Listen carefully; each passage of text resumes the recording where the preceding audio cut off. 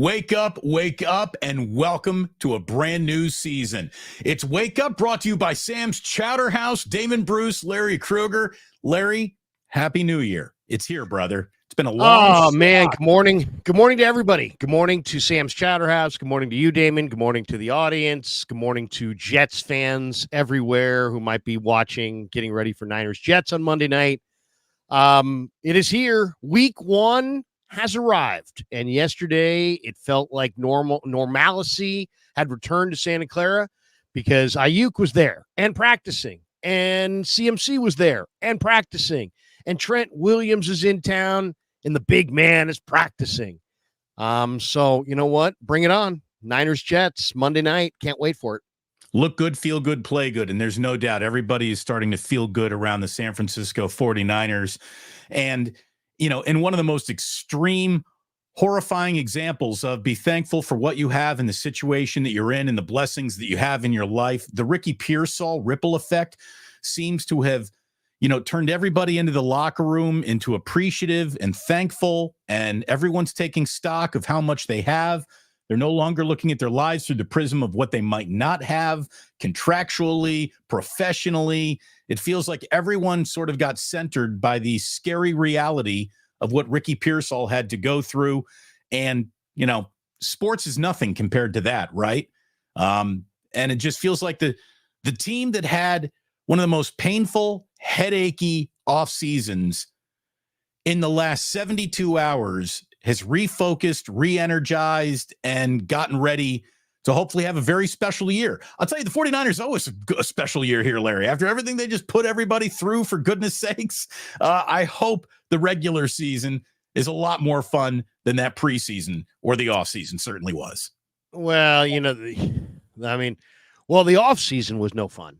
But I do want to thank Brandon Ayuk and his agent for giving us so much content, because you know what? The reality is when the NFL shuts it down after minicamp in May or early June, and then it's totally quiet until training camp, except for the 49ers, who were embroiled in trade talks and who's going to report and who's going to be traded and what did this guy say on this podcast. And it really did give us a lot of, let's just say, grist for the mill. But it's not necessarily, it was good. It was good for me. I don't know if it was good for, it seemed like it ultimately wound up good for Brandon. Was it good for the Niners? I don't know. We'll find out. Well, you know, one of the questions, because we got a lot to go over here today as we're officially getting ready. We're, you know, less than 24 hours away. Well, a little bit more than 24 hours, but not much. 24 and change away from kickoff of the first Thursday night game of the year. Were there offseason lessons learned or conveyed here either for the Niners? Like, are they going to be approaching the next situation that smells like this a little bit differently? Do you think that they, you know, will change or alter their approach with players, with contract, with the first rounder looking at a fifth-year option who has excelled in his career? What was gained? What was saved? What was earned by this entire exercise that really benefited the 49ers? I don't quite grasp how they come out ahead in having done like this. Well, I mean, when you say done like this, you mean because it took a long time? Yeah, the acrimony, the bad PR, the conjecture, the fans complaining, media complaining, agents talking amongst each other, players maybe looking at the organization side-eyed. You know, I don't know the amount of money that this cost the Niners or it saved the Niners, but I guess my question is, was it worth it? Like, was it worth it? Was it worth two crucial players not getting a single drop of preseason football or practice? Was the savings worth it? Was the negotiation worth it? I don't know if anyone can say it was. Yeah, I don't know that you can argue that it was worth it. As far as, you know, maybe the Niners got their price. Maybe they saved a few bucks. Maybe they didn't. I don't know. They wound up paying, it seemed like the last couple of years, Bosa top dollar, Ayuk relative top dollar. I They're you're known as tough negotiators, I guess. Maybe there's some advantage in that. Maybe you saved a few dollars along the way with this tough negotiating stance that you can save for next year. I mean, they're rolling over $50 million. They have the most cap room of any team in pro football. I'm sorry, just that alone. Like riddle me that, Batman. Like when I constantly tell you that the cap is something that's real and equal parts imaginary. It's not imaginary. It just can be massaged. No, but it's so manipulatable. It's you can bend it to your will to year to year, but not overall. Year to year. Sure. Yeah. But eventually you're going to have to pay the piper. Yeah. It's kind of like kicking the can further down the road. I'll put it on a credit card and I'll pay the minimums and you can do anything you want to do. Right. Short term. By the way, Joseph Ernberg with the text of the chat of the morning. My girlfriend said, "Hey, it's me or Niners wake up." Anyways, I'm happy to be here for the show, guys. Thank you to be. It's good to have you here. Enjoy single life. I really hope it is worth it, and I hope the Niners and Larry and I all deliver for you in your single life. We don't even know exactly what kind of decision he made there, but we won't ask for any more information. Isn't it extraordinary though that a team that has, any way you want to measure it, the most total talent on its roster is $50 million under the cap? If that just doesn't show you that things can be manipulated, I'm just surprised a guy like Trent Williams. And have you seen a number on Trent? I have yet to see the official number. Yeah, I have it here. Let me get it for you. The official number for Trent Williams, so he was supposed to be making $20.05 million as part of the final year of his 6-year, $138 million deal that he signed back in 2021. Okay. The Niners created cap room yesterday. They created $5.4 million in cap space by restructuring Malik Collins. They created even more cap room after that, restructuring Deebo Samuel. Trent, let me see. I think I jotted it down here. Trent. Okay. Yeah. So the Niners converted $6.79 million of Collins' 2024 salary into a signing bonus, added 3 void years. So they freed up $5.4 million of cap space for the upcoming season. They carried an NFL $50.5 million of cap space into week 1 because last year they rolled over a league high amount of cap space from 2023. Trent's numbers, though, let me see. I have them jotted down. Where are they? Oh, here it is. So Trent is getting 3 years, $82.66 million, $48 million at signing. 25.6 of that is via a signing bonus. We talked to him yesterday. He called it an intricate contract restructuring, and we didn't really get exactly the details on that as far as beyond what I just gave you there. He didn't get an extra year though, right? He still got a 3-year contract. They just moved the money around, and it sounds like they took it from a backloaded contract and pushed it to a front load. Well, yeah, they definitely gave him, 40. He just picked up $48 million yesterday. It's a good day, Larry. Can you imagine? I was joking that I would drive by the, every ATM. Hey, honey, look, I just saw B of A. Let's pull in. Have a look. Balance inquiry. Ding, ding, ding, ding, ding. Oh, wow. We have $48.7 million in there. It's like, wow. It's a good day. By the way, Chris Topher is saying my wife fully supports my commitment to my side pieces, Damon and Larry. Well, thank you. Thank you very much. And thanks to your wife for agreeing to your open relationship that you're having with me and Larry. We really do appreciate it. By the way, to keep this relationship going, hit like and subscribe. We are so happy to be back doing Wake Up. It's going to be 3 days a week, Monday, Wednesday, and Friday. And it really does feel like a new year. That first show together after Labor Day always feels like a resetting of the sports calendar. Larry, I'm excited. It's my second year covering the NFL here on YouTube. It's our second year together, our first year being sponsored by Sam's Chowder House. And we plan on making this show appointment viewing 3 days a week, with a little wrinkle coming up after week 1, because obviously pregame for the Jets will start with our show right at 9 a.m. next Monday. But we will, of course, be coming to you the day after any 49er game, which means Wake Up will be on Tuesday next week as well. We'll be having one on Wednesday and then again on Friday as we set you up for week 2 of the football season. But it's a lot of wake up. We're going to be waking up. We're going to be waking your asses up. So get out of bed and go to Sam's Chowder House. Get yourself a lobster roll. Get your feet in the sand. Have some oysters Rockefeller. Throw back a couple tall boy beers on the patio, and think of Damon and I. Look, Larry and I are good at describing things, but we can't describe things that are as beautiful as. Show it to him, Larry. Forget us talking. Show him Sam's. Look at Sam's Chowder House there, Half Moon Bay. Look at this place. Look at that dining room. The smell in that room, too, with the fire and the seafood and the... look at there it is. There's the star of the show. There's the lobster roll right there. Ooh, look at that. Look at that.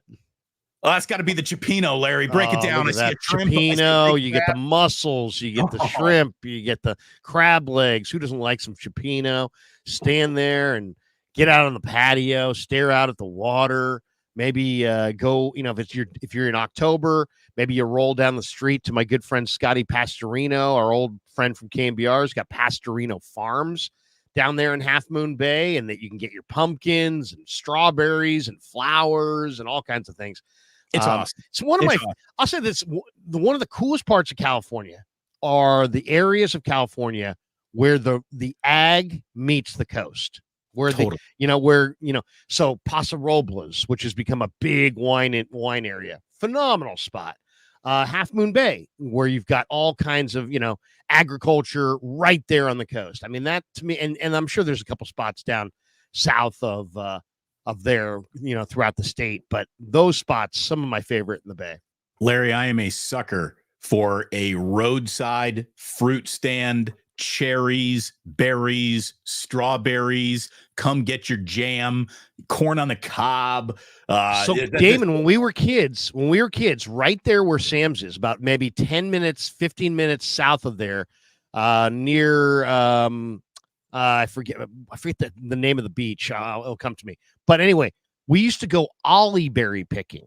Ollie berry is kind of like a combination of it's kind of like a blackberry. It's a kind of a tart, dark berry. Right. Oh my God. And you'd go picking, right?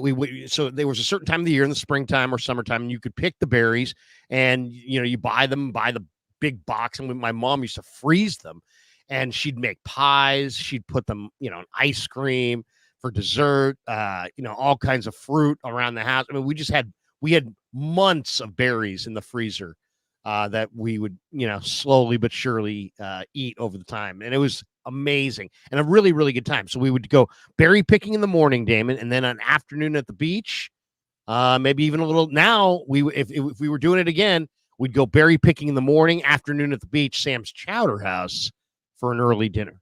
Deez knows what's up. That Cipino's fire. Absolutely. It's amazing. And the smell in the restaurant of fire, seafood, and it works. The smell in the restaurant is the greatest smell of all time. Look, here's the thing. If you live in Northern California, if you live in the Bay Area, you have heard of Sam's, you know about Sam's, you've seen the Sam's Chowder Mobile, probably at an event around town. And we're not telling you anything you don't already know. For those who are making plans to come out to Levi's Stadium this year, who are flying into the Bay Area, Sam's Chowder House is closer to Levi's Stadium than San Francisco is. So go to Sam's Chowder House. It is the ultimate kiss of coastline, great restaurant, seafood, everything you could want in a California dining experience. And our months of September, October are our 2 nicest months of the year. November is pretty good around here too. So yeah, if you're making a plan to come out to see a Niners game, think of including Sam's into your itinerary. Thank you for putting Wake Up in your itinerary. Make a day of it. Make a day of it. You'll be very happy that you did. Larry, let's get to brass tacks. Let's get down dirty into it. 5 things that most excite you about this upcoming season. This limits us. There's so many more things than 5 things to be excited about the 49ers, but just looking at this team, the opportunity that's in front of it, the way that it's changed, the way that it's remained the same in many ways, What has you most excited? Let's go from 5 to 1. May I start? Sure. Well, you have to start, because if I was going for number one, you know what I'm going with. Sam's Chowder House, baby. Sam's Chowder House. Look at that. This Chipino. Wait, it's coming up. I'm going with the Chipino in round 1. I'm coming back with the Oysters Rockefeller in round 2. This is right. it's seriously. It's like when you finally got that Pam Anderson Playboy that you put out for the very first time. You're like, have you seen the centerfold? Wait, and you see the Chipino. Okay. And if by the way, if you're 20 right now, you're going, what? What's a centerfold? What's Playboy? What's this? Who's Pam Anderson? Isn't she a senior citizen? I mean, what are we talking about? All right, here we go. You might as well have said, Zsa Zsa Gabor or something. Oh, you should have seen Farrah Fawcett. I can just hear Jane Mansfield. Oh, Jane Mansfield. I can just hear Kevin. Who? I can just hear Kevin's thought pattern right now saying, damn it, Larry, would you give us an edit point? Would you give me an edit point to start this 5 things I'm excited about? Okay, here it is. Pissed. Kevin, here's your edit point. He's Ready? Pissed. Yes. Here, it's like the marker in the Hollywood. Boom.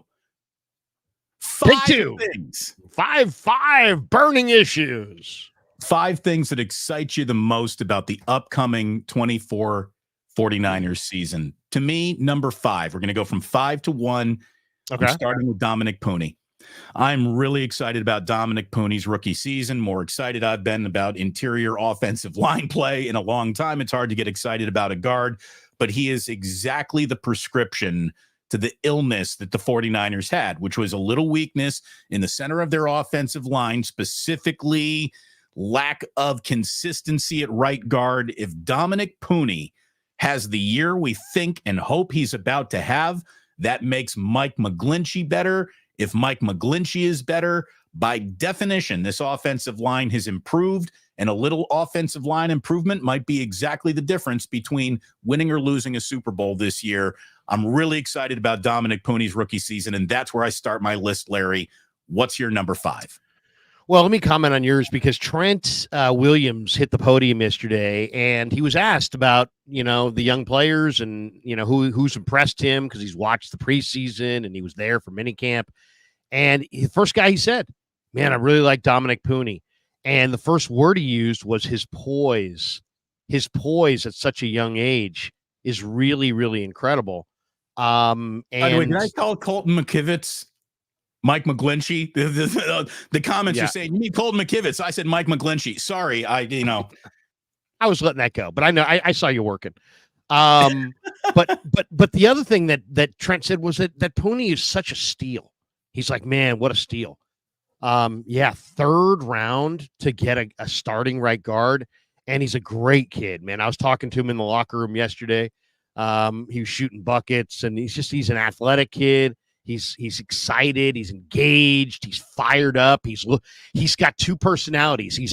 He's the perfect football offensive lineman, Damon. He's a fun-loving guy who's a great interview and great to talk to off the field, and on the field, this guy's a wrecker. This guy's looking to take your head off. This guy's looking to play to the echo of the whistle. I mean, Dominic Puni is a get. I mean, that was a get by the 49ers. In the 3rd round, nonetheless, they got to be thrilled with Dominic Puni. I mean, my God, 3rd round pick, and he's going to be a plug-and-play starter at right guard at 6'5", 315 pounds. That's a great call. I love that one. I'll see your Dominic Puni, and that's a great one, as I said. But I'm going to go with the Dominic Puni on the other side of the ball, and that's Malik Mustafa. Dude, if you like a downhill safety that will blow shit up, this is your guy. This guy is, and Trent shouted him out yesterday.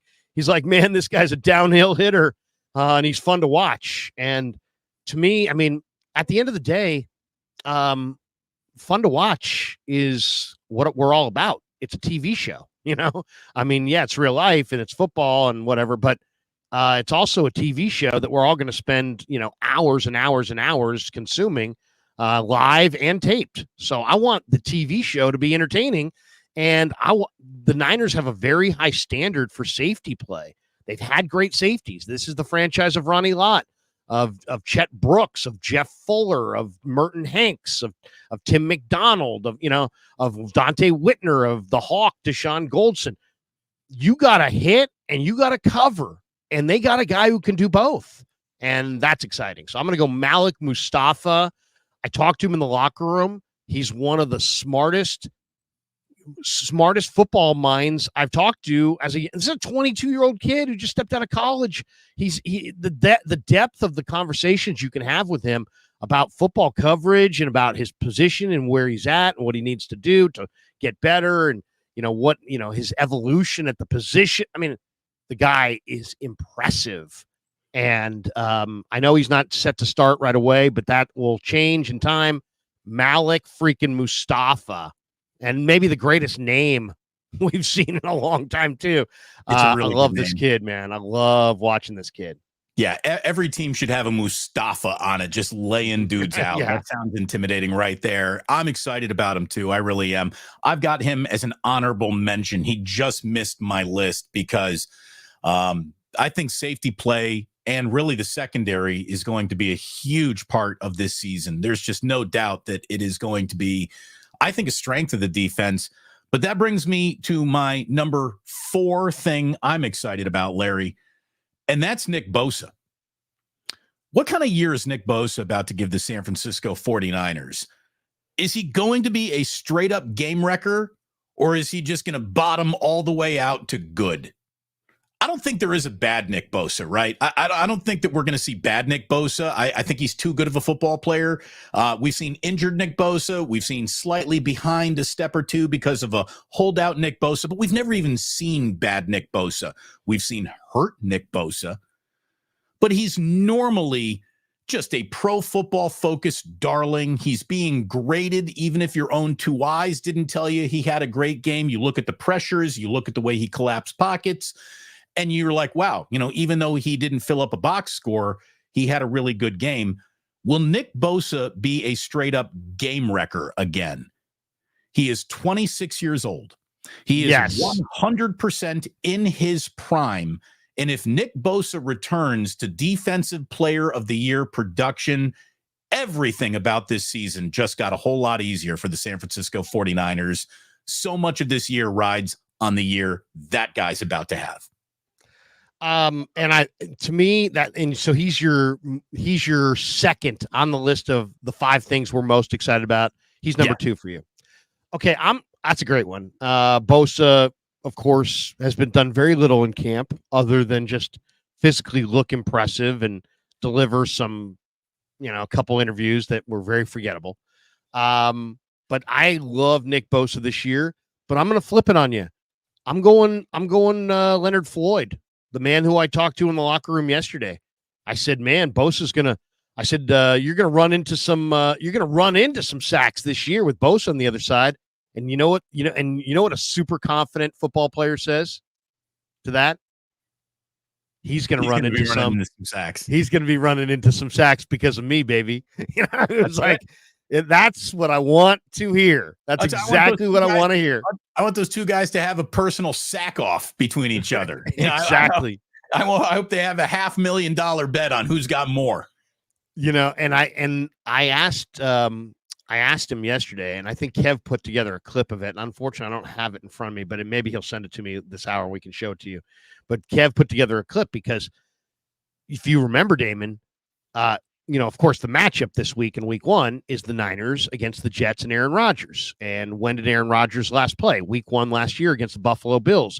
What happened? Leonard Floyd sacked him 4 plays into the game, and he ruptured his Achilles tendon. Well, because of that sack and what it did, devastated the Jets' whole season, even though and I know the Jets are crap and probably weren't going to have that great of a season anyway, but they were under the delusion that they were going to win the Super Bowl and then lost it. So their fans lost it, and many of them went online and issued death threats to Leonard Floyd. Death threats over doing your job. It wasn't like he bounced on him. He didn't even I don't even know. He got a finger on him. There was nothing that could even be considered football violent about that Aaron Rodgers. It wasn't even par for the course. It was beneath par for the course. Anyway, so I asked him about it because I read, I saw his thing with Schefter and he went on the podcast and he's like, hey, I'm going to use it as motivation. And I asked him about it. And at first he poo-pooed it. And he's like, hey, it was last year and different team, different place. And I don't want to, get things, riled up. He's like, but then I said, but is it a motivation? He's like, well, my job is to sack the quarterback. And, they did issue death threats to me and we'll just have to see Monday night. It's like, so Leonard Floyd, I think, is my excitement number 2, because in my opinion, Damon, Leonard Floyd is better than Dee Ford. Leonard Floyd is better than Chase Young. Leonard Floyd is better than Randy Gregory. Leonard Floyd is the best edge rusher the Niners have had in the Shanahan era opposite Nick Bosa, hands down. And he's had he's played in 108 straight games. The guy has had 4 years in a row, I believe, of 9+ sacks. I think he's like one of 3 players in pro football that can make that claim. So this was a great ad. He really produces. I mean, that's the thing. And when I'm talking about Bosa's dominance, I mean, I don't need it to be interpreted. I don't need someone to tell me that, well, when you have 9 pressures in a football game, you had a really good game. Yeah, 9 pressures is great. There's no doubt about it. What's better than 9 pressures? 3 sacks. I want game-wrecking level Nick Bosa. And if pressures can do, pressures does I know sacks. it can lead to a pick 6 or whatever. I know.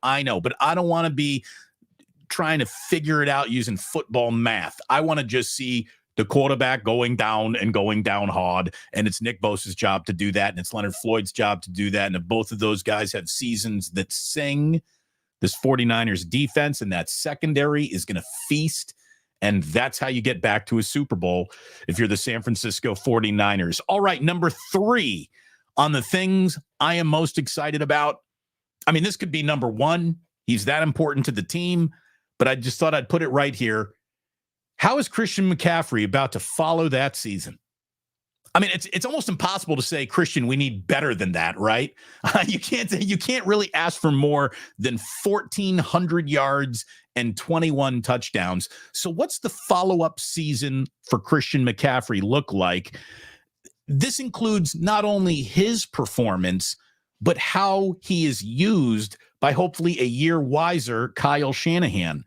How is Shanahan going to support getting Christian McCaffrey a little rest when he can by using Deebo Samuel as a runner?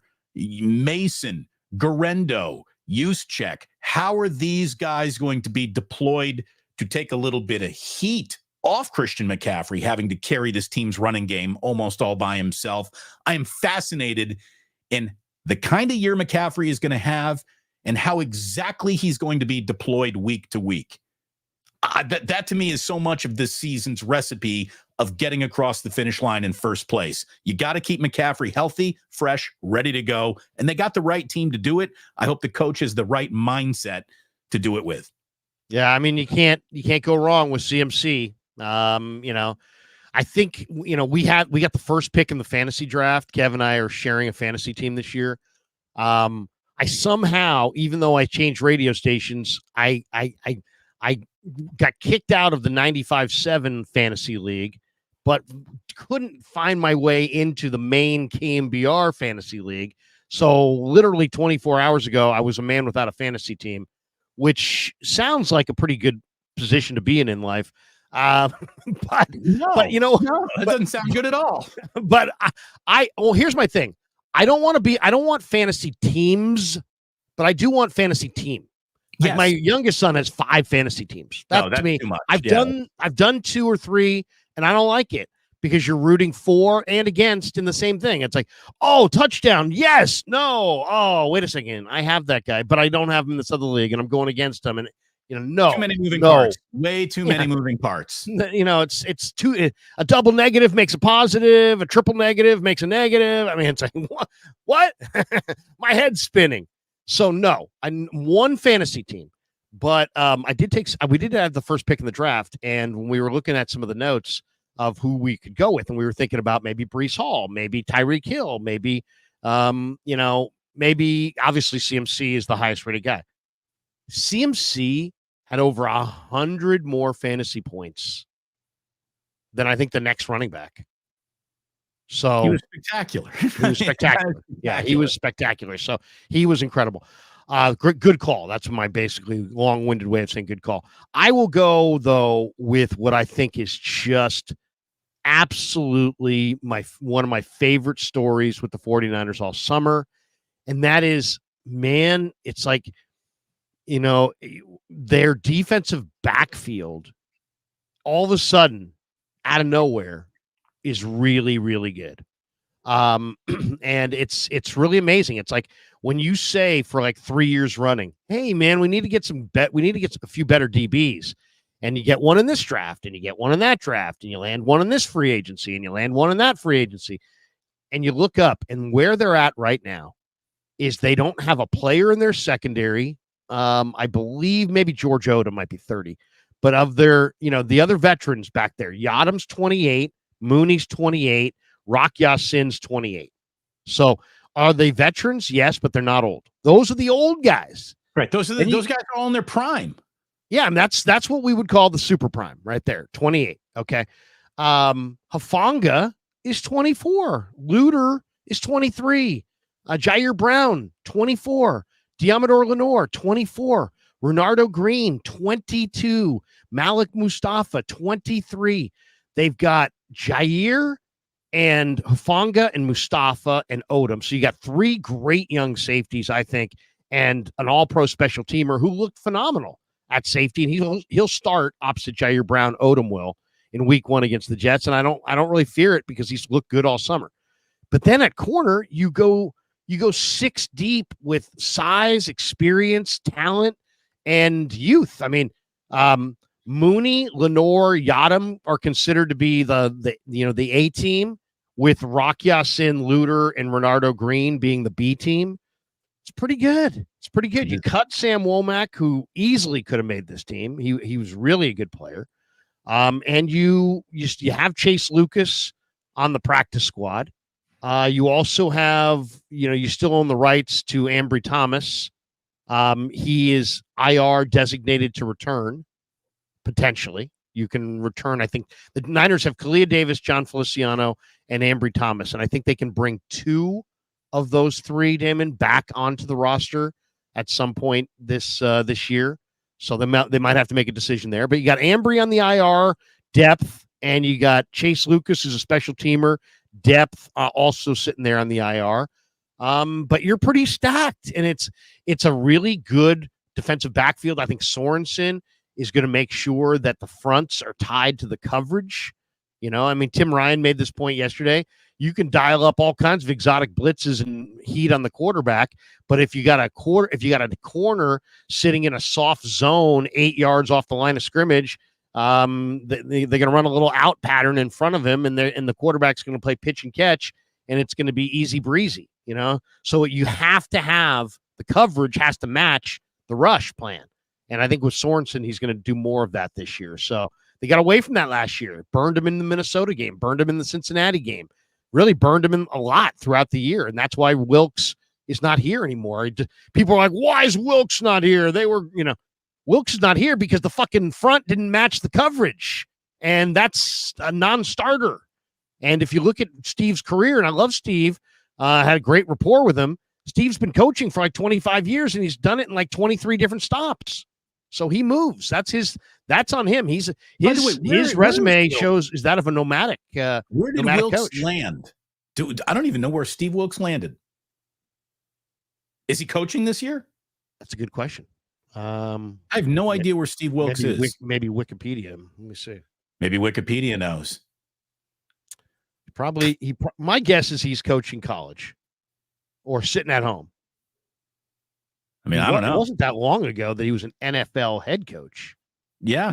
This is, look, and he's not a bad coach in any stretch of the imagination. He's not a bad coach, but you're right. He has been nomadic. There's a reason why teams, coaches, staffs include him and then move on from him often. It's Radnich always used to say that. Be worried about the guy who's had 15 jobs, Well, there's a little truth to it. Radnich and our fathers came from a different era where you had a job, you kept your job, and you never left it. Excuse me. Bless you. Look at that. But now if you follow your friends on LinkedIn, you'll see that the average person seems like they're changing jobs every 2 years. Totally. Sometimes every industries. 18 months, I would say, these days. Yeah. Seriously, if you know somebody who's been doing the same job for 5 years, that's the exception, not the rule. Without a doubt. Without a doubt, especially if you're in radio. Good luck, everybody. All right, these are the 5 things that excite us the most about so far. Let's recap it. Damon went Pony, Bosa, CMC. Bosa, CMC. I'm going Mustafa, Leonard Floyd, and the Niner defensive backfield. I like it. So now we're on number 4 for you. All right. Well, we're counting backwards. So the number 2 thing that I'm most looking forward to, I'm not going to give you a big soliloquy here. I'm not going to do a big segment. I'm just going to leave it at this. Brandon Ayuk. And by the way, for those of you who are not Shakespeare experts, a soliloquy would be this. This is the soliloquy that Damon's talking about. This would be a soliloquy if Damon changed the screen, made himself bigger, put me in the side, and just kind of went pontificated for 20 minutes. That would be the equivalent of a Shakespearean soliloquy. No one needs to say anything else about Brandon Ayuk. We have said it all. Brandon, you wanted to be paid like the man? That means you think you're the man? Well, go out and produce like the man now. Brandon Ayuk, sir, is the second thing I'm most looking forward to. I think he's got all the talent in the world to have a monster year. I hope that there's no slow start after a preseason lost. But Brandon Ayuk, let's see it, baby. It's time to make everyone fall back in love with you. Mr. First Down, Mr. Move the Chain, Mr. 20-yard gain, Mr. Pop Play. Ahem. Brandon Ayuk. See you in the Pro Bowl, motherfucker. You better be there. Okay. I like that option. I mean, Ayuk can't go wrong. Can't go wrong there. He just got the bag. He's going to try. He kind of admitted it yesterday, Damon, that he's going to kind of try to prove that he's worth the money, which is a little scary initially because you never want to see anybody try to do too much, especially if they've been off all summer with sitting at home. I don't know what he's done to train. So I hope he ramps it up slow. Because he did say to us yesterday that he will have to fight himself to try to kind of justify the contract, right? Well, and he also admitted that, hey, I probably took things a little too far in this negotiation. I was the stubborn one. I probably overstepped my bounds. It just sounds like he knows that, he got broken off, but he was a massive pain in the ass to get broken off. And good for him, good for everyone. Put it all behind you now. Go play football and go play really good football, Brandon. You owe it to everybody. You owe it to the size of that paycheck. There's no more pleasant surprise, over delivering from Brandon Ayuk. The 49ers just prepaid for a 1,300-yard, 10-touchdown season. You better give it to him. Yeah. I would say my number 2 most excited. I'm going to go with another kid in the locker room who I was talking to yesterday, and that is the rookie from Arizona, Jacob Cowing, their 4th-round pick. I think the Niners may have absolutely exploded in the 4th round. They got Malik Mustafa, Isaac Guerrero, and Jacob Cowing, all in the 4th round of the 24 draft. And Cowing started at UTEP, finished at Arizona. We were talking yesterday at his locker about his teammate, Tetaroa McMillan, who against New Mexico State in the opener had 300-plus yards receiving, 300 yards in the college game. McMillan's a major, major talent. But Cowing, I talked to him. I said, were you helping him, with what did you help him with, route running or that kind of thing? And he's like, really what I helped him with was just identifying coverage. Jacob's a smart football player. He's a veteran football player. He had a huge territorial cup against ASU, and then he had a huge bowl game against Oklahoma And this guy's ready to roll. He hit the ground running in the summer. He looked amazing. And then all of a sudden he pulled his hamstring. And I'm like, oh my God, this is one day of awesomeness. And then this guy was shelved for about a week. Then the first couple days back, he just didn't look very good. Wow. After that last week, he just flipped the switch and he started making play after play after play after play. This guy creates separation. He creates separation vertically. They don't have a vertical separator. They have a quarterback that loves to throw down the field and loves to throw to guys who are open downfield. I think Jacob Cowing and Brock Purdy is going to be an amazing combination. I think this is the one guy. Ayuk's nice. Ayuk will work open down the field, but there's generally a defender hugged to his hip. This guy's going to be open down the field with the defender 3 or 4 yards away. And if Purdy can find him, I think Cowing is going to be the best Niner deep threat they've had since Ted Ginn in the Harbaugh era. And he's a hardly a deep threat at all. He's a punt returner more than anything. A punt returner, and this guy's a punt returner too. And he's going to be a real good punt returner, but he creates vertical separation. They don't have anybody like that. They got the quarterback to take advantage of it. When I asked Brock about Cowing, you should have seen his face light up. Purdy to Cowing. I'm just saying, it's something. I'm very, very excited about Jacob Cowing. Well, you should be. Or almost more so than Pearsall, based on what I've seen on the field. I mean, now Pearsall, we haven't seen a lot on the field, but almost. I think Cowing could be the guy who really separates and has a great rookie year. Well, that tees me right up, Larry, for the number one thing I'm most excited about. And you could say that this is a little cheating because I'm rolling two guys into one answer here. And this is the most obvious thing, I think. But to me, it's where, everything good comes from, or is the reason why nothing good happened. But I am very excited to see what Kyle Shanahan and Brock Purdy look like together in year 3 together. 25 regular season games together, 21 starts. Purdy is 17-4. He's won 4 of 6 postseason games. One loss was last year's Super Bowl. The other loss was when his elbow got turned into a cheesesteak in Philadelphia. So he didn't even get a chance to finish that one. It might have finished differently. Brock Purdy has suggested to us very early on in his career that he is something special.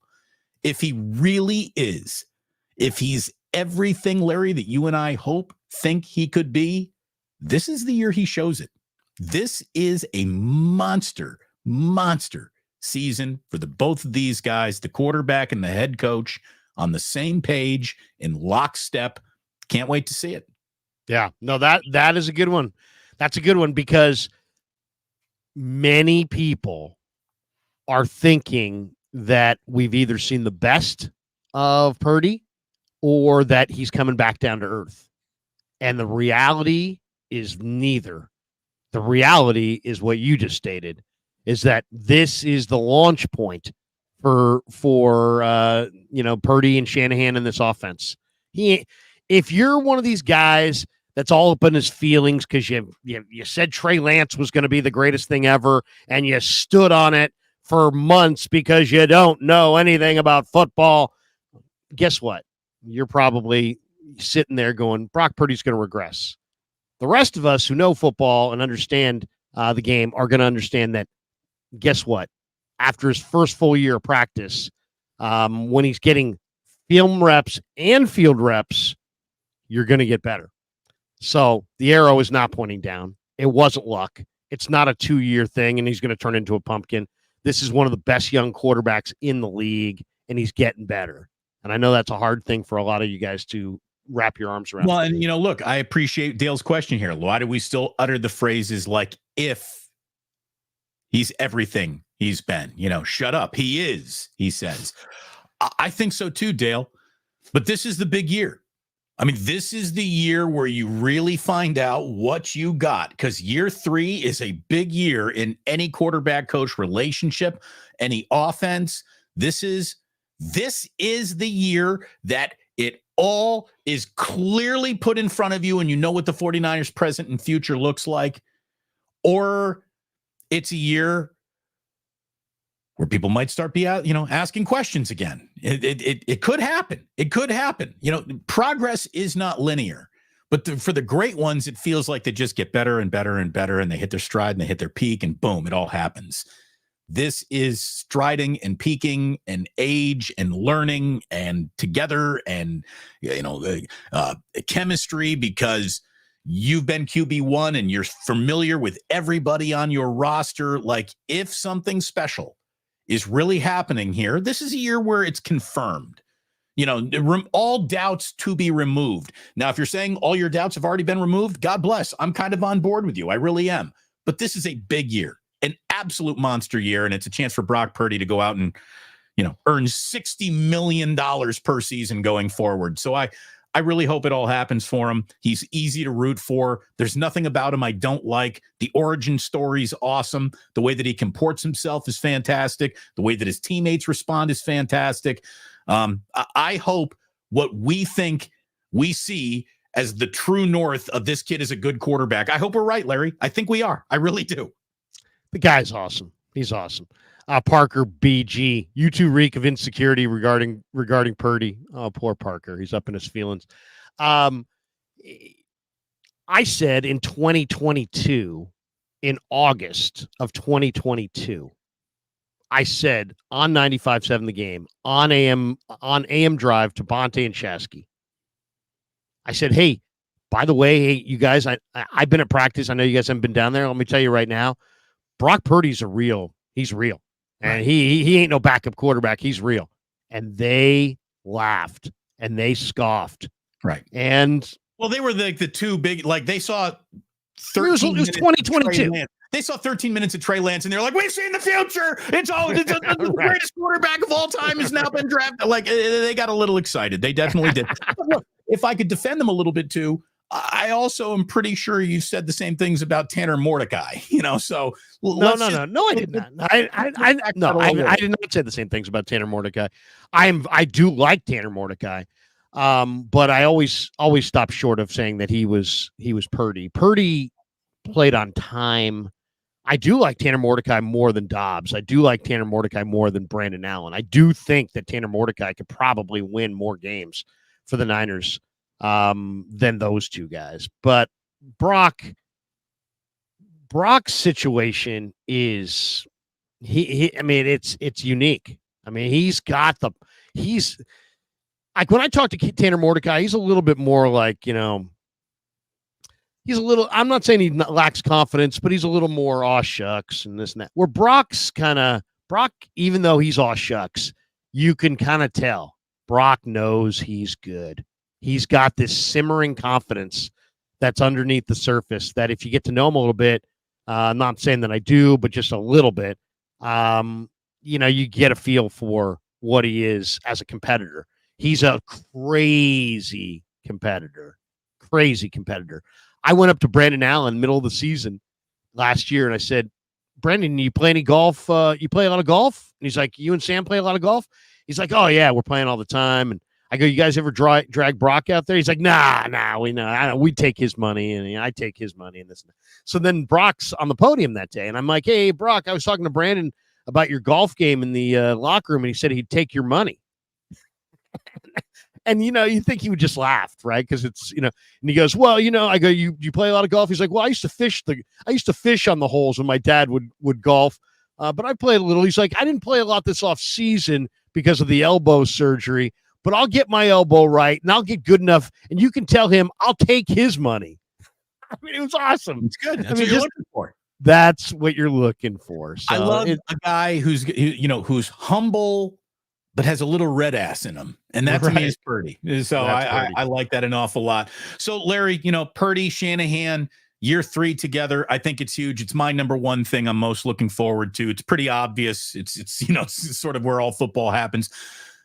What do you got? What's coming in number 1 on your list? The thing you're most looking forward to watching this upcoming season? You know what? This changed for me. Believe it or not, and I've been covering the Niners all, 3 years now, every day. I've been at every practice, every presser, everything. You're like a fucking beat writer now. I'm a GD beat writer. I'm sitting there with everybody else. For me, it's Ricky Pearsall after yesterday. John Lynch yesterday doubled down twice and said that he thinks Ricky Pearsall is going to be a fantastic player. He didn't say it once, said it twice. And the second time, he's like, what we've seen out here, he's so far exceeded our expectations. And I know John. I know the difference between he's saying positive things about a guy who's just shot, who's maybe going through some things, and when he's being totally football truthful and sharing with us his honest valuations. He did this a couple years ago when the rest of us were saying, hey, John, you drafted Aaron Banks in the second round, and he's a freaking bust.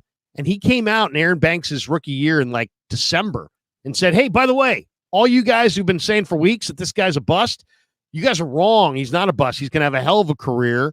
We're taking it slow with him. He's going to be a tremendous prospect. We feel great about Aaron Banks. Well, here we are. Aaron Banks is about to have a career year and about to get broken off and paid big time.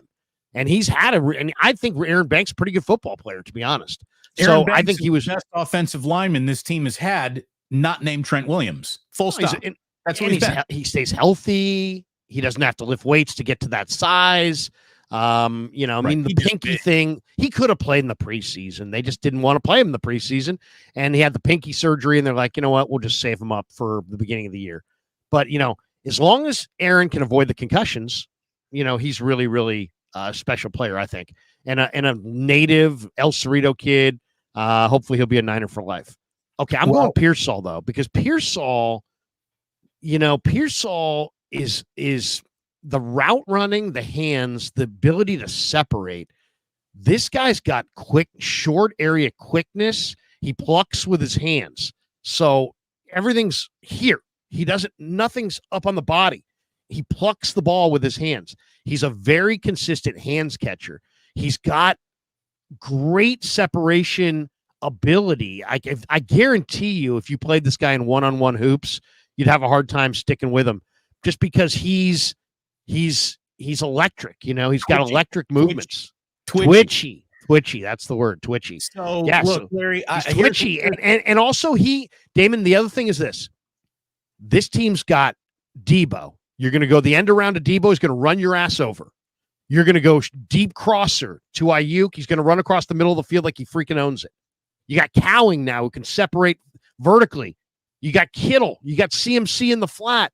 And now potentially you could go 3 wides on a key third down. And you got this kid being able to unfree himself and open up in a 10 to 12 yard box with Brock Purdy. I'll put it on the hands. I play on time. Once Purdy and Pearsall really get rolling, and Damon, we've already seen it. There was a couple practices earlier this year where Purdy to Pearsall, you would have swore those guys have played together like Stafford and Cup. I mean, it was crazy. It was like they had played together for years. So, and that was after like 3 practices. Purdy to Pearsall is going to be a thing. It's not going to be a downfield thing. It's going to be a continuity, keep the offense on the field thing, and it's going to become very difficult to stop. I think it's going to be the element that lifts the Niners over the top and into that 6 Lombardi. They need that continuity piece. They need that receiver that cannot be stopped no matter what. Think about that. If they had that receiver in last year's Super Bowl, there's a very good chance they would have won the game. I think he is the piece that they lack. And I know people are saying, don't forget third and Juwan. Juwan's a different kind of a player. This guy can free himself open in an assortment of routes. And together, together those guys are going to be incredible. I think I could see some scenarios where Pearsall plays outside and Juwan's in the slot. So third down situations when you got to have it. Now you've got a second Juwan type player. Different, but very consistent. I think it's going to make a huge difference. Well, I'm really looking forward to finding out where Ricky Pearsall is as an NFL player. Again, I don't cover practice every day like you. I went down to one or two practices this year, and that's enough. I'm good with that. But I don't know what Ricky Pearsall is. Practice field chemistry, while no one's getting hit, doesn't mean much to me. Never has, never really will. The one thing that I do know is there will be no more jokes about Ricky Pearsall's toughness or his ability to play, under any circumstances. That non-contact jersey has been hung on him, and we've brought it up every time we've talked about him, what he's just been through, having survived a gunshot wound. No more talk about this kid's level of toughness. I hope the speedy and full recovery that everyone predicts is absolutely on the table for him all happens. He's going to be eligible to return to the fifth game of the season. That's against the Arizona Cardinals on October 6th. If he's out there for that game, first of all, it's a miracle he's just out of the hospital, much less out to play football games in like a month from now. And if he really is all you hope he is, Larry, what an interesting, possibly season-altering wrinkle he will be for this team added into the mix after they get around the first quarter pole of the season in game number 5. So it's going to be fascinating to see what he becomes. He's become a bit of a rallying cry. I even saw that Trent Williams cited, the gunplay being involved in his decision process to get back with his team. He wanted to be around them. Obviously, that was the question I asked him yesterday, and I thought that we'll play this for you guys because this was good. Please do. This was, sometimes you ask a question and you just don't know where it's going to go, and I wasn't sure what he would say because I don't know what kind of relationship Trent even have a relationship with Ricky, right? I mean, I saw Trent during the mini camp, but he's been holding out all summer, right? We haven't seen Ricky on the field very much. We haven't even talked yet. Right. So, but here is Trent yesterday at the podium, and I've been covering the Niners for a couple of years now. I got to say, Damon, this might have been my favorite question and answer, definitely top 5 that I've gotten from any of the players. Here is Trent, and I asked him the question, and we'll blow it up so you guys can see it. We'll rewind it a little bit. Here we go. Yesterday in Santa Clara, me talking. By the way, that shirt. Look at that shirt. North Face Gucci. I know. Look at the big man. Go ahead. This team and obviously the thing with Ricky Saturday was pretty scary. Yeah. There's a lot of young heads in that room that look up to you. What would you say to them about handling themselves in big cities as a target, as a pro athlete? Yeah, I think that's like you said. But just touching on that, I honestly that. To be real, I felt more compelled to come back after that than anything because, I've never experienced that like in my playing career to have a teammate, shot, so to speak.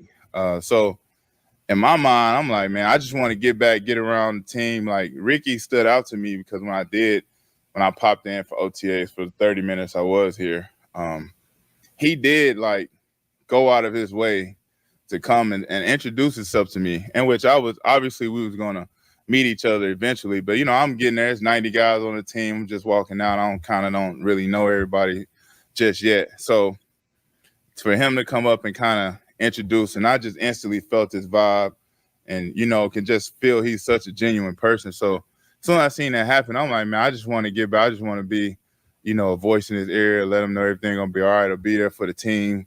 A lot of people probably hurt and confused about what happened and thinking that am I next, so I wanted to be around for that. But, my message is just to realize you're a target and this world is a hard place. It's a very, very, very harsh place. And I think sometimes we are shielded from reality and for better or worse, whatever the reason is, we can be. So just staying in the moment and realizing that, your life is more important than anything that you can wake up and put on. So just always keep that eye out, man, and just know that there's people out here that don't really value human life. And you just got to be aware of that. I mean, that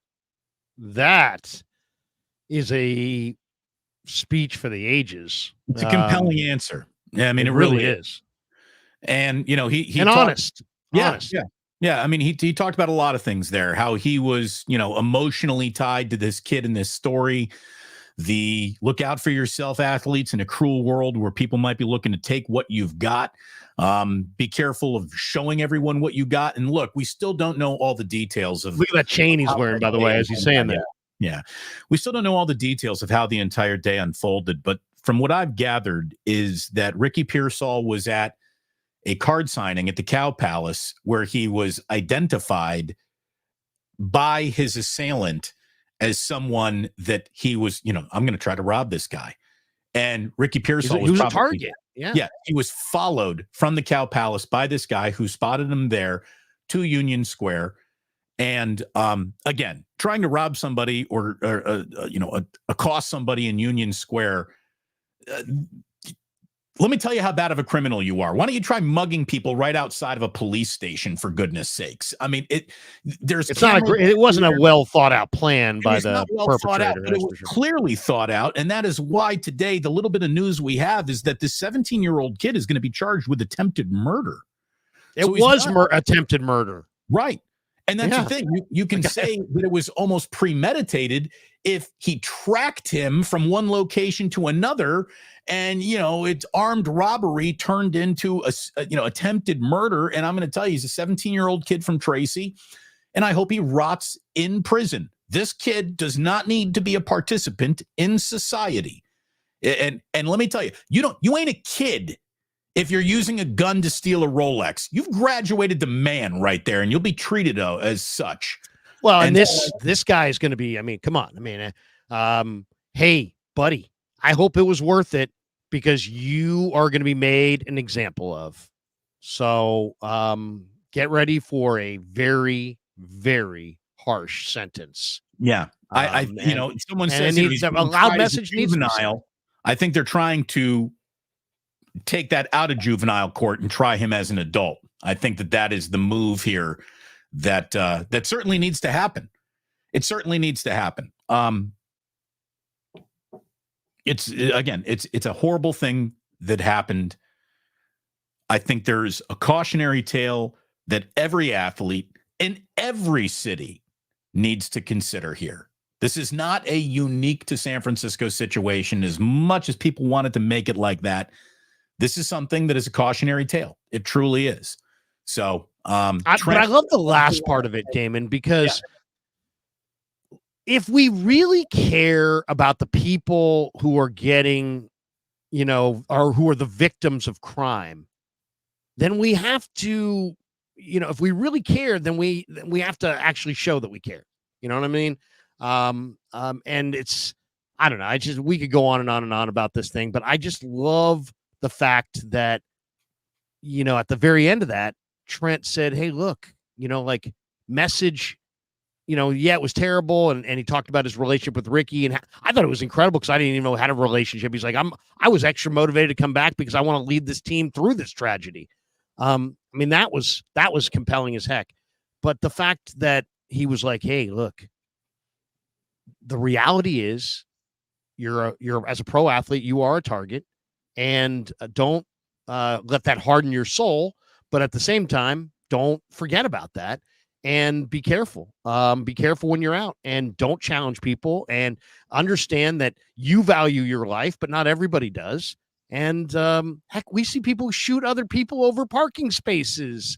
I see people shooting people all the time on Twitter over nothing, over absolutely nothing. So, right. All I would say is Waffle houses. All I would say is, we all want to go home to our wives, our girlfriends, our dads, our moms, our families, our children. My God, that's who loses here when anybody, loses a life. So I think we are. I think his message there at the end was, know your surroundings, and remember that, somebody holds you up for your chain, give them the chain. Somebody holds you up for your Rolex, give them the Rolex. You can buy another Rolex. Life is, there is no, hey, I got shot and I died, but I bought a second life. No, you didn't.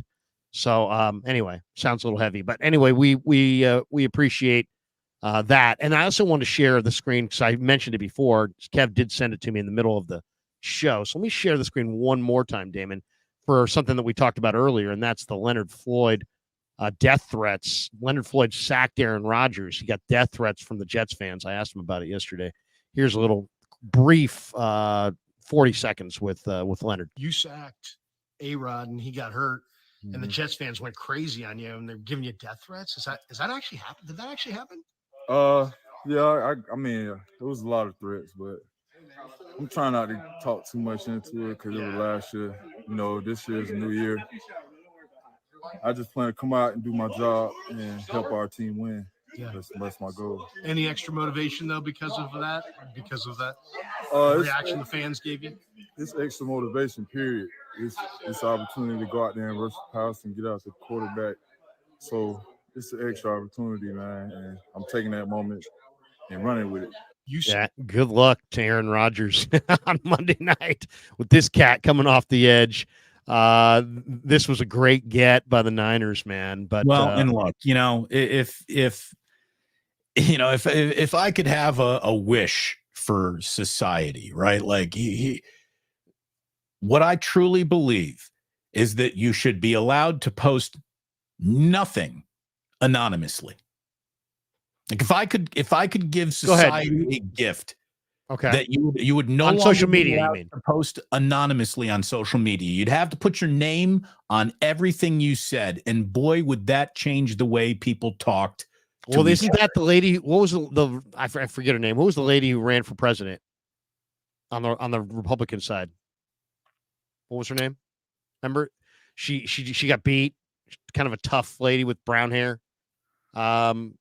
She lost out. She signed, but she did pretty well. Anyway, that was her platform. That was part of her thing, is that she wants everybody to be like registered. If you're on Twitter, it does seem like Twitter is kind of, or X or whatever, it's like two levels. Yeah. Nikki Haley. Nikki Okay. Haley. Yeah. Nikki Haley said, I can get Leonard Floyd off the tongue. I can go Jacob Cowing stats. And that brain space was given to the area that I would normally remember Nikki Haley's name. But yeah, Nikki Haley said that she wanted to have everybody have to register, I think, for social media. Now, on one hand, it seems really, like heavy-handed and like, really? But on the other hand, you and I say something on social media, we have to own it. Yeah. Bob Jones says something on social media, and he can literally eviscerate both of us, say all kinds of horrible personal things, and there's no accountability at all. Right. Well, Adam McKee. So it's like two levels. Adam McKee says it can't happen because of cancel culture. No, it should happen because of cancel culture. People should know that if you just spout shit, it could come back to haunt you. They would spout less shit, is my point. So I really hope that I don't know. It's either hold on, Larry. There's nothing that should ever happen in a game that makes you type, I hope you die. Right. To anybody. And if you're that level of person, if that's how you begin your conversation, you shouldn't be allowed to have it. But once again, Damon, freedom of speech. Do you believe in freedom? Do you believe in freedom of speech? If you believe in freedom of speech, you have to stand up and argue that the person whose speech is so vile that it makes your skin crawl has a right to say what they want to say. Larry, first of all, freedom of speech is about being imprisoned. That's what freedom of speech is. This whole willy-nilly freedom of speech thing is absurd if we're going to apply it to anonymous things. That is not freedom of speech. You are not allowed to yell fire in a crowded theater. That is not a right guaranteed to you. So there is, I think, a difference between the right to say whatever you want, but you better put your name behind it and be ready for the consequences that come with it. That, to me, is free speech. Say whatever you fucking want, buddy, but just know we're keeping score. And we're scoring it against your name, not anonymous, Twitter handle is, cockhammer8643349. That person is a disingenuous, attention-seeking asshole who shouldn't be allowed in the conversation. But unfortunately, social media allows anyone to say anything, and the anonymous are the toughest talkers out there. And I wish they could be reduced. I wish they could be silenced. They don't have, how about this? freedom of speech doesn't guarantee you the right to feel comfortable threatening Leonard Floyd's life because he tore a quarterback's Achilles heel. Yeah, I Like, mean the lack of decorum in our public Right. forums is startling, disturbing. I get it. I don't know that I'm as strong as you as far as I would want everybody to have to register, but it would be nice if there was some accountability. Like you're right, there is absolutely no way to even to even get at these people. They're just out there in the ether. But it would be nice if there was some level of accountability as far as having to register and you're going to have people, ruining your life because you're at 12 years old, you type something in it's like, I don't know. I'm not there yet. I know where we're at and how we got here, but I'm not ready to be like, every person's got to register, but I would like to have there be some accountability for vile comments. And it seems like Twitter should be able to, Elon should be able to kick some of those people off, especially if they're repeat offenders. But we are in a different, if you're a public figure in any way, shape, or form, you have a higher level of accountability on social media than Joe listening. Here's the thing. Put your name on it. Put your name on it, you fucking pussy. That's how it's settled in the streets. Put your name on it. And if you're not willing to put your name on it, what you are is a fucking pussy. You're a keyboard warrior, and that's it. And you should be ignored. It's a shame that you're in the conversation at all. So I feel that way. I really do. To get off that subject, let's get happier things. Hey, everybody. Welcome to Wake Up. It is really good to have you here. Damon Bruce, Larry Krueger, we're coming to you 3 days a week now through the rest of football season, baby. Monday, Wednesday, and Friday. We hope that you're going to be here with us. We're going to have a special Wake Up on Tuesday next week, the day after a 49ers game, the first 49er game of the season. Thank God we are through this offseason. And we want to welcome officially Sam's Chowder House. We'll put our name on that. We are thrilled to be ambassadors to endorse this gorgeous restaurant in Half Moon Bay. Again, look at that. Look at that restaurant. And wait until you see the Cioppino. Oh, it's coming. First of all, the lobster roll. There it is. There's the heavyweight champion. You get it warm, get it hot. Are you a warm lobster roll or a cold lobster roll? I like it both aficionado. Ways. I like it both ways. I really do. Yes.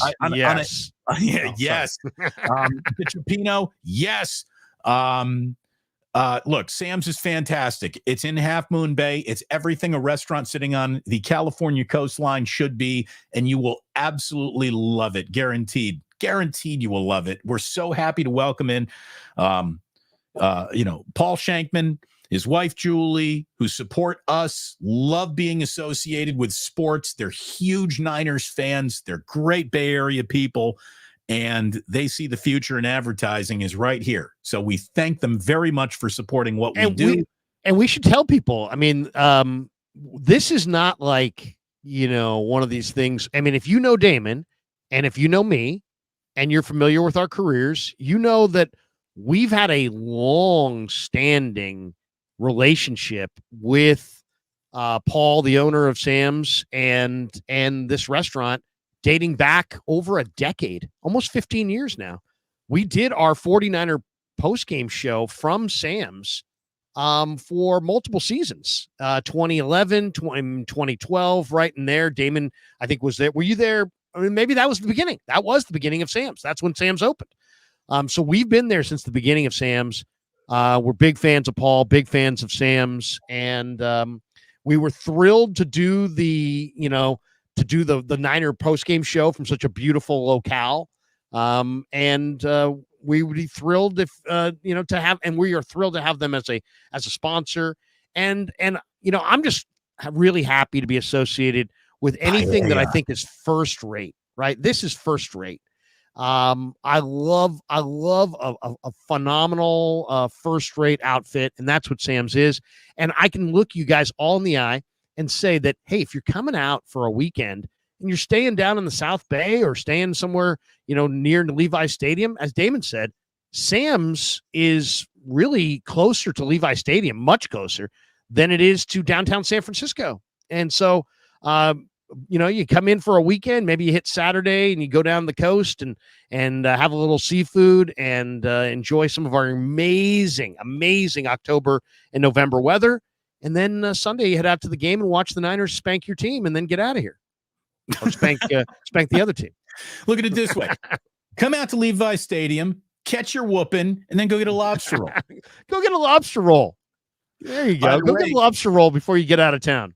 Catching a whooping is exactly what Pro Football Focus says an awful lot of 49ers opponents are going to catch. They have their first power ranking, right? I mean, we got football starting on Thursday night, Larry. We got our first power ranking, and the 49ers, according to Pro Football Focus, are projected at 10.6 wins. I don't know how they're going to win a sixth of a game, but that's the over-under. So 11 wins is what, the world of football is thinking the 49ers are going to come in at. And it says here that the 49ers, their biggest strength is their offensive playmakers, McCaffrey, Ayuk, George Kittle, who all ranked in the top 2 at their positions in Pro Football Focus grades in 2023. The Niners also have Deebo Samuel, one of the most electrifying offensive weapons in the NFL.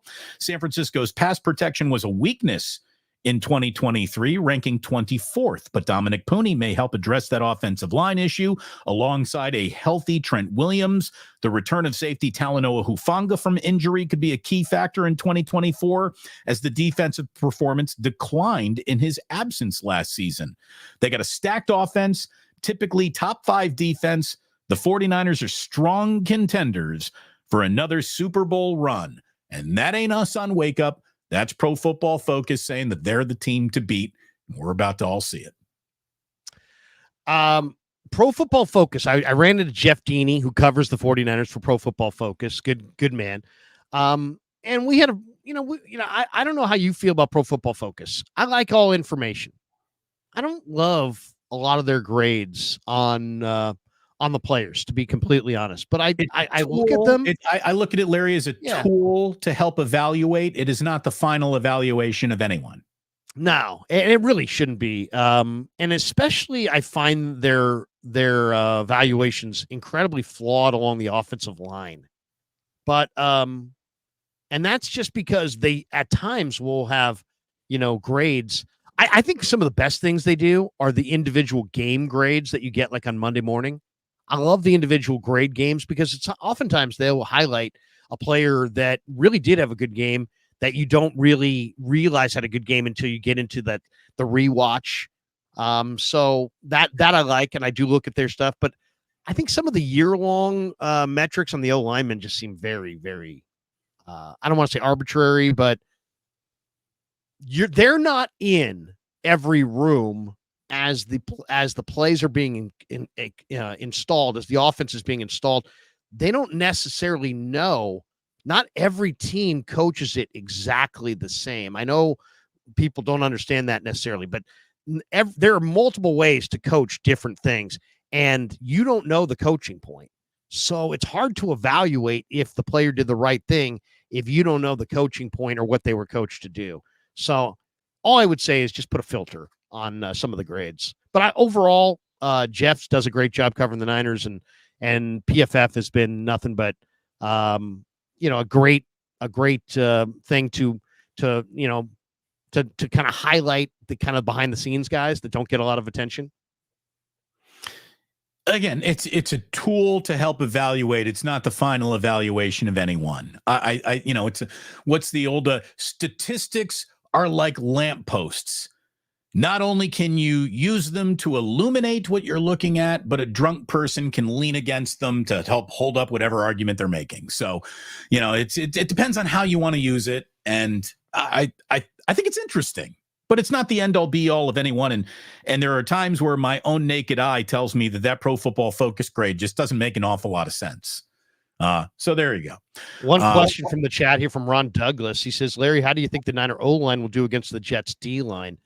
I think the Jets, now I don't know, Damon, how much you've looked at the Jets, but I don't think the Jets D-line is worse this year than it was a year ago.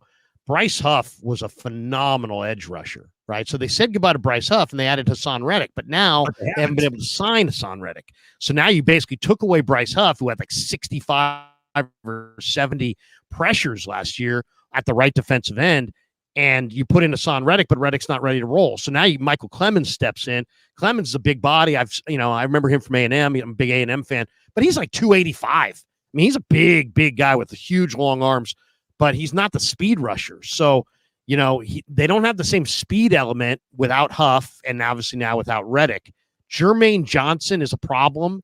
Will McDonald had a phenomenal preseason, had a big sack. He's a problem. But they brought in Kinlaw up front, and Kinlaw doesn't come off blocks. And I think the Jets are 25th against the run last year. So I think the Niners, I like the under in this game. I think the Niners are going to come out with a run-heavy plan and run it at the Jets to try to neutralize Jermaine Johnson and Quinnen Williams and the Jets rush. And I think the Jets are going to try to run it with Breece Hall at the Niners. And I like the under. I like this. I think this is a low-scoring defensive battle.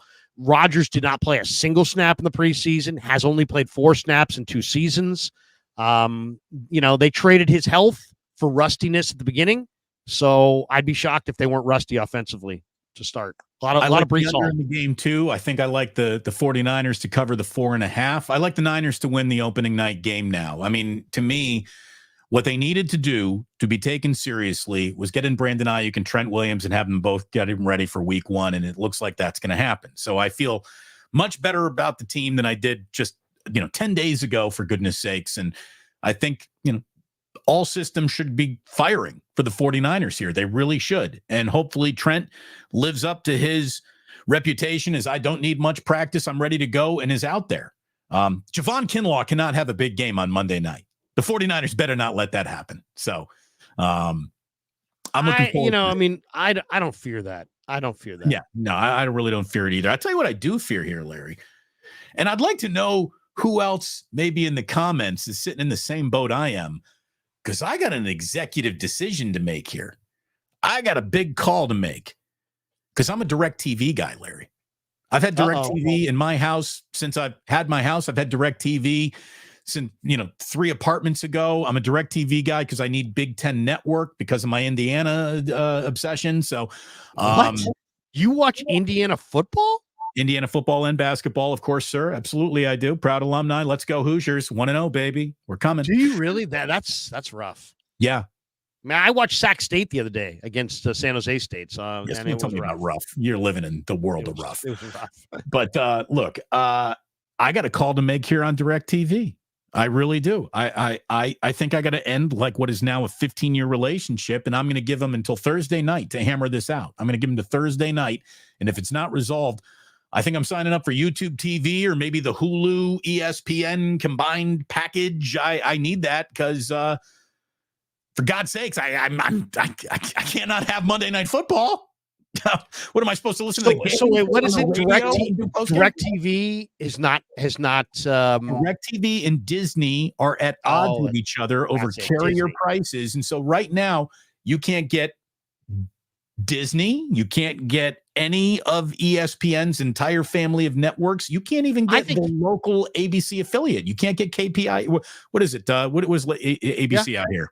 KPIX? No, that's CBS. KGO. Can't get KGO. Can't even get KGO. So I would eliminate ESPN. The only thing I watch ESPN now for is the games.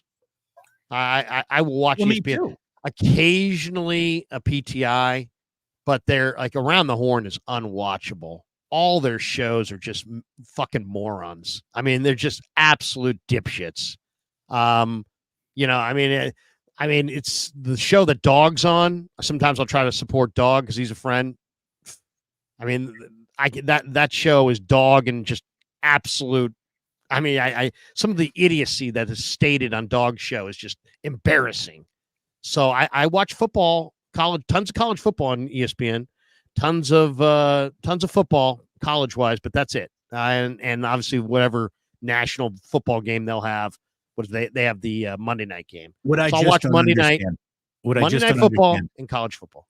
That's what I don't understand about ESPN is there is so much happening in sports that are really legitimately interesting and could be debated until the cows come home. And yet they're totally always manufacturing debates to create drama that doesn't exist in the first place. And it's just all disingenuous debates among people who have been given their positions by producers. You argue this side, you argue that side, and let's embrace debate. It's not embracing debate, it's forcing debate. And that's why I don't watch really anything, like you said, but the live games. That's it. That's it. Yeah. Now it's Ian Sharp, I think, sums it up well. ESPN is horrific. Yeah, I mean ESPN, so it's so hard to stomach. They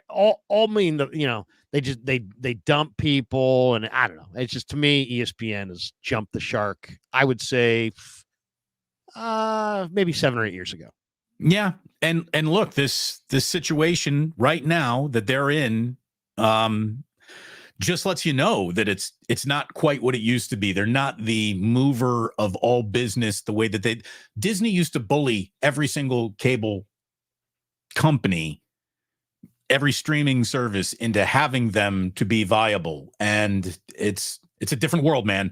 Media is fracturing in every direction. And that's why shows like this, like Wake Up, have become more valuable to sports fans than classic linear network television. So please like and subscribe to both of our channels. Make sure that you've hit that like button, because it's going to help this show grow. We have this one, Damon. What do you think of this one? Anthony says, Larry, where's your super chat choice? Super chat choice? Meaning what? Did we turn off super chats today? We might have turned off super chats by accident. Well, again, who does that? Who has time? What's that? Anyway, Anthony, I will look into it. I will look into it after the show. Is someone trying right now to give us a super chat, but they can't? Anthony says he's trying to give us a super chat, but can't. Anthony, God bless you, Brave. Save it for save it for Friday. Save it for Friday. We'll talk to Kev in the post game. Post game. Yeah, it says here we go. Bazi Mayan. No super chat option. What? We do not want donations anymore. Is that what we're saying? Here's the thing. What we're saying is go to Sam's Chowder House. Save the money today and spend it on a lobster roll at Sam's Chowder House. You'll be very, very happy that you did. Maybe even the Chowdermobile will come to you. What we need to do, Larry, throughout the year is have a Chowdermobile tracker on the show and tell people where it's going to be throughout the Bay Area. They got a couple of Chowdermobiles that they deploy. So hopefully we can track Chowdermobiles. And if you can't go to Sam's will come to you. But Mark Graves' super chat is still there on his page, but then this guy says it's not there for him. So and Scott's saying, what is it? People can donate if they want to donate throughout the show. Thank and you. Okay, Anthony, normally we have like beer. Thank you, Anthony. What's that? And no beer for Damon. Anyway. Oh, it says only super stickers, membership, and membership are given as options. We'll look into it. Okay. Last thing here from a football standpoint, Larry, and I'll invite everyone. By the way, I got an 11 o'clock show coming up with Cam Inman. We're going to be talking about his book and the franchise. We're going to do a little State of the Union on the 49ers with Cam Inman coming up at 11 o'clock. So looking forward to doing that. Oh, my Rhino is dropping super chats over here on my side.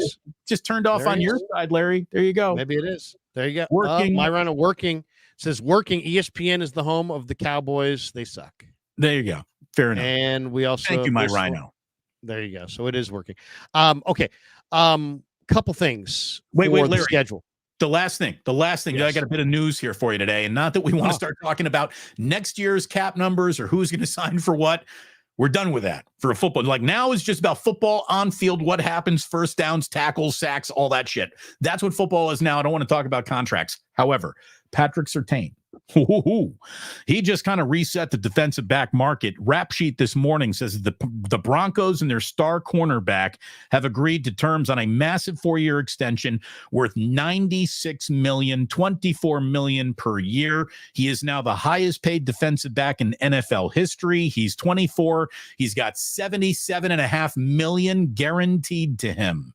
So that is going to have a ripple effect. And we all knew that if the price of wide receiver play was going up, then the price that you're going to have to pay to defend those guys directly, that's going to go up too. And cornerbacks just collectively got richer around the NFL thanks to that Surtain extension. Yep. It looks like Surtain. It's actually Surtain, but whatever. It doesn't matter. Surtain. Anyway, his daddy, you remember his daddy played for the Dolphins. Yes, it's Patrick Surtain. I know. One interesting note too, before we jet. They were asking Mike Tomlin about Ayuk, and I thought he had a very interesting quote as far as why the Steelers didn't, show more interest or offer more. And this is really interesting. And this kind of cuts to why this was if you're sitting there asking why was this such a thing? Why? I don't get it. Here's Tomlin, and he said this on his weekly press conference yesterday. He says there's a plethora of receivers, not only in the draft, but in free agency. I mean, you can look at that position in the top 3 rounds of the draft over the last 5 years, and it gives you the indication of the amount of talent and the readiness of that talent in recent years. So we were really comfortable with it and not overly concerned about it, to be quite honest with you, as far as their receivers. He says, we're really excited about Roman Wilson. We got in the 3rd round, for example. We've always done a nice job of acquiring receiver talent, not necessarily in round 1. I just think that speaks to the depth and readiness of the position. So this is, in a nutshell, the problem, or if you want to call it a problem, or the issue with the receivers getting paid. There's a ton of the receiver money is massive, and there's tons of receivers out there. So it's not like quarterback. It's not supply and demand. There's a demand, but the supply is equal to it. And I think there's going to be more teams that opt not to pay their star wide receiver in the years ahead because of that reality. So anyway, that's going to do it for us. I know I got to go too, because I'm at 10:50, 15 minutes from now. I'll be jumping on KMBR with Greg Papa and John Lund. Look for that later today. And then also trying to hook up with Brandon Tierney tonight to get a little Jets perspective with him. And then tonight at 7:15 on the Krueger Show, Paulie Mack makes his YouTube debut with his brand new channel.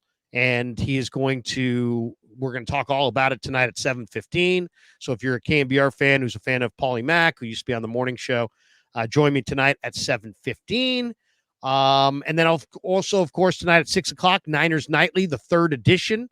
And it will be a YouTube only with the Giants playing. And then tomorrow, I'll be down at Niners for Kyle Shanahan, Open Locker Room, Dieter Kurtenbach, Bob Wischusen, the voice of the Jets, and Rich Cimini, the Jets beat writer, all stopping by tomorrow. So a lot going on the Krueger Show. Thanks to everybody who's helped us as we approach 50,000 subs. We're thrilled to be doing Wake Up with Damon on Mondays, Wednesdays, and Fridays, and after every 49er, the morning after every 49er game. So the first one's a Monday nighter, so we'll be with you Monday, but then we'll be with you Tuesday, and we'll be with you Wednesday as well, and Friday. So a lot of Wake Up this week, but next week, I should say, but I'm enjoying it. Hope you guys are enjoying it as well. We're here for you. Thanks to Sam's Chowder House for being our sponsor. We love Sam's Chowder House. We also want to get this one in there. Super sticker from Scott Donald. Thank you, Scott. Appreciate you. Super sticker guy. He's a guy who drops super stickers. I was telling Tate, I love the super sticker. So I used to say, Tom, would you like a super sticker? And Tommy would always look at me, thought I was crazy, and say, Ralph, just eat your garlic fries. And I am gonna eat my garlic fries, but I'm a big fan of the super sticker. Always have been. Good night, everybody. And on that note, we call it a show. Peace.